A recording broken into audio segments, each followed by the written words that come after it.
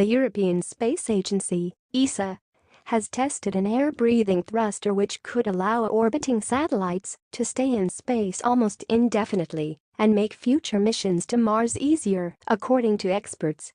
The thruster, a propulsive device used by spacecrafts, could make future trips to Mars easier according to an ESA official, as the technology is designed to gather atmospheric gases which are made up of mainly nitrogen, 78%, oxygen, about 21%, and argon, almost 1%.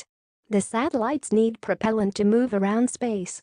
A propellant is the combination of fuel and oxidizer.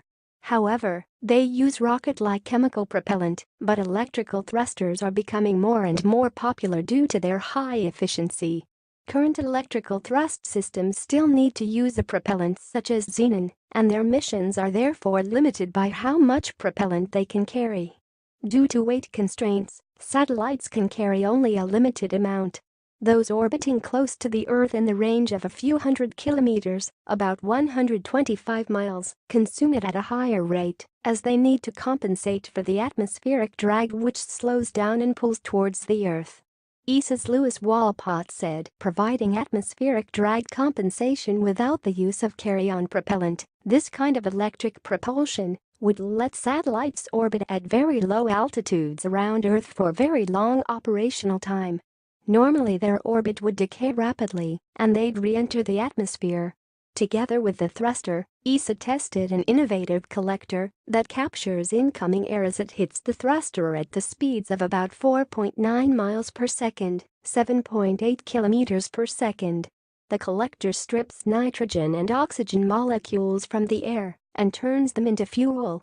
It's this collector that makes the system the first of its kind. This demonstrates how an air-breathing thruster would actually work in orbit. Mr. Walpott added, this design of the collector was challenging because the air molecules tend to bounce out again rather than be retained and compressed to a point where they turn into plasma, capable of being accelerated with an electric field. The collector plus thruster design is entirely passive in nature. The air enters the collector due to the spacecraft's velocity as it orbits around Earth.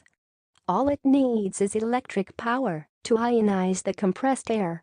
He said, the electric power could be easily obtained from solar panels. Mr. Walpott said the system would also work at the outer edges of the atmosphere of Mars, gathering carbon dioxide molecules that make up Mars' atmosphere instead of Earth's nitrogen and oxygen. This is more than 100 times less dense than Earth's atmosphere, of course, so any such air-breathing spacecraft would fly lower, about 120 to 180 kilometers. ESA, which funds the thruster's development through its technology research program, started working on the project in 2015 in collaboration with the Polish firm QuintScience and Italy's Cittal. According to a research, academics tested the technology in a vacuum chamber in Italy, simulating the surroundings at 200 kilometers, 120 miles, altitude. The agency now plans to scale up the technology to a more realistic flight configuration. Mr. Walpott said this would increase the technology readiness level. Efforts will start to look at potential applications for the technology, future missions where it would be a good fit. He said the air-breathing thruster would work up to altitudes as low as 160 kilometers, 100 miles.